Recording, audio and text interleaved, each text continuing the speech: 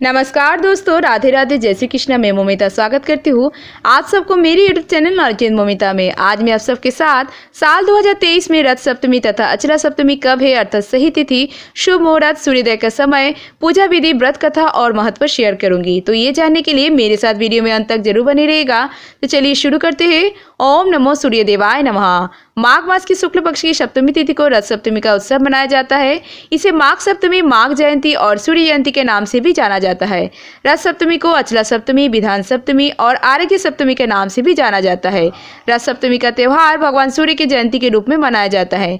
मान्यता है कि इस दिन सूर्यदेव 7 घोड़े के रथ पर सवार होकर प्रकट हुए थे। आइए आप बात करते हैं साल 2023 में रथ सप्तमी की सही तिथि, सूर्योदय के समय और शुभ मुहूर्त के बारे में। साल 2023 में रथ सप्तमी 28 जनवरी 2023 दिन शनिवार को है और स्नान दान का शुभ मुहूर्त रहेगा सुबह 5:25 से 7:12 तक। कुल अवधि रहेगी 1 घंटा 46 मिनट की। रथ सप्तमी के दिन अरुणोदय का समय रहेगा 6:47 पर और अवलोकनीय सूर्योदय का समय रहेगा 7:12 पर। सप्तमी तिथि का प्रारंभ होगा 27 जनवरी के सुबह 9:10 पर और सप्तमी तिथि की समाप्ति होगी 28 जनवरी 2023 सुबह 8:43 पर। आइए आप बात करते हैं रथ सप्तमी की पूजा विधि के बारे में। रथ सप्तमी के दिन प्रातःकाल जल्दी उठकर स्नान आदि नित्यक्रम से निवृत्त होकर साफ वस्त्र धारण करना चाहिए। इसके बाद एक तांबे के लोटे में गंगा जल मिलाकर पानी भर ले, उसमें लाल चंदन, लाल पुष्प, अक्षत और शक्कर मिला ले। ओम सूर्य देवाय नमः मंत्र का जाप करते हुए सूर्यदेव को जल अर्पित करें। धूप तथा अगरबत्ती जलाए। इसके बाद आदित्य हृदय स्तोत्र का पाठ करें या सूर्य चालीसा का पाठ करें। फिर सूर्यदेव को गाय के घी वाले दीपक से आरती करें। सूर्य पूजा के दौरान विशेष कार्य की सिद्धि के लिए आप सूर्य मंत्र का जाप भी कर सकते हैं। पूजा के बाद गेहूं, तांबा, गुड़, मसूर की दाल आदि दान करें। सूर्य जयंती के दिन सूर्यदेव की पूजा करने से परिवार में सुख समृद्धि एवं धन की प्राप्ति होती है। सूर्यदेव की विशेष कृपा से पुत्र रत्न का भी प्राप्ति होती है। रथ सप्तमी के दिन नमक ना खाने और व्रत करने से कुंडली में सूर्य की स्थिति मजबूत होती है। वही नमक का दान करने से जीवन के हर क्षेत्र में प्रगति होती है। इस दिन लाल रंग के गाय को गुड़ में खिलाना बेहद ही शुभ माना गया है। और वही यदि कुंडली में सूर्य की कोई अशुभ स्थिति हो तो उस दिन पके हुए चावल में गुड़ और दूध मिलाकर खाना चाहिए। आइए आप बात करते हैं रथ सप्तमी की व्रत कथा के बारे में। पौराणिक कथा के अनुसार एक महिला ने अपने पूरे जीवन में कभी कोई दान पुण्य नहीं किया था। वृद्धावस्था में उसे अपनी गलती का ज्ञान हुआ तो वह वशिष्ठ मुनि के पास गए। उसने मुनि को अपनी मन की बात कह सुनाई। तब वशिष्ठ जी ने उसे रथ सप्तमी तथा अचला सप्तमी के महत्व के बारे में बताया। साथ ही कहा कि उसे भी अचला सप्तमी के व्रत करना चाहिए। ये व्रत करने से पुण्य लाभ की प्राप्ति होती है। उन्होंने इस विद्या को व्रत विधि भी बताई और माघ माह के शुक्ल पक्ष की सप्तमी तिथि को आने पर उस महिला ने अचला सप्तमी का व्रत रखा।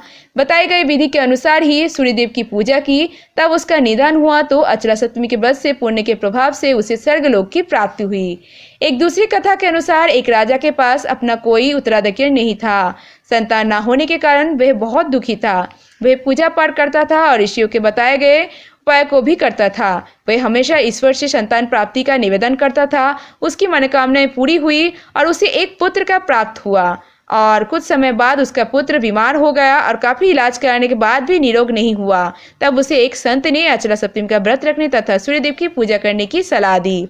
उस राजा ने माघ मास की शुक्ल पक्ष की सप्तमी को रथ सप्तमी का व्रत रखा और विधि अनुसार पूजा की। उसी व्रत के प्रभाव से उसके पुत्र स्वस्थ हो गया, ठीक हो गया।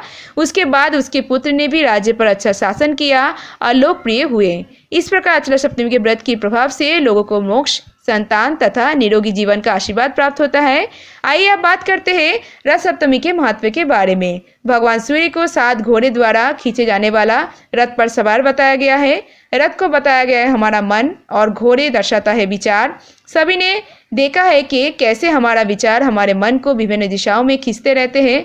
सूर्य वर्तमान में अपने उत्तरायण गोचर पर है, जो देवत्व की ओर जाने वाला मार्ग है। हमें अपने मन रूपी रथ से घोड़े रूपी विचारों को लगाम खींचकर उन्हें देवत्व के मार्ग पर, प्रभु प्राप्ति, मोक्ष की प्राप्ति के मार्ग पर चलाना चाहिए। हमें अपने मन में आने वाले विचारों को अपने नियंत्रण में रखना चाहिए। मन के द्वारा घोड़े की लगाम खींचकर अर्थात विचार पर ध्यान देकर हम अपने मन में आने वाले विचार को कम कर सकते हैं, प्रभु प्राप्ति कर सकते हैं। और रथ सप्तमी के व्रत रखने से मोक्ष की प्राप्ति, प्रभु प्राप्ति के साथ साथ निरोगी जीवन, संतान की प्राप्ति, सुख समृद्धि और धन की प्राप्ति अवश्य ही होती है। तो आपको भी यह व्रत अवश्य ही करना चाहिए ताकि आपको भी जीवन में सूर्यदेव का आशीर्वाद और सुख समृद्धि जरूर मिले। जय सूर्यदेव की जय। आज की रथ सप्तमी से जुड़े सारी कथा समाप्त हुआ। अगर ये वीडियो आपको अच्छी लगी तो वीडियो को ज़्यादा से ज़्यादा लाइक और शेयर जरूर कीजिएगा। ऐसे और वीडियोस पाने के लिए मेरे चैनल नॉलेज विद मौमिता को जरूर सब्सक्राइब कीजिएगा और सब्सक्राइब के बाद में बेल आइकन दबाना मत भूलिएगा, जिससे कि आने वाले वीडियो की नोटिफिकेशन जल्द से जल्द मिल जाए। और कमेंट में लिखना मत भूलिएगा वीडियो कैसी लगी। आज के लिए इतना ही, मैं मिलूंगी नेक्स्ट वीडियो में। तब तक के लिए tata bye, thanks for watching. Radhe Radhe, जय श्री कृष्णा।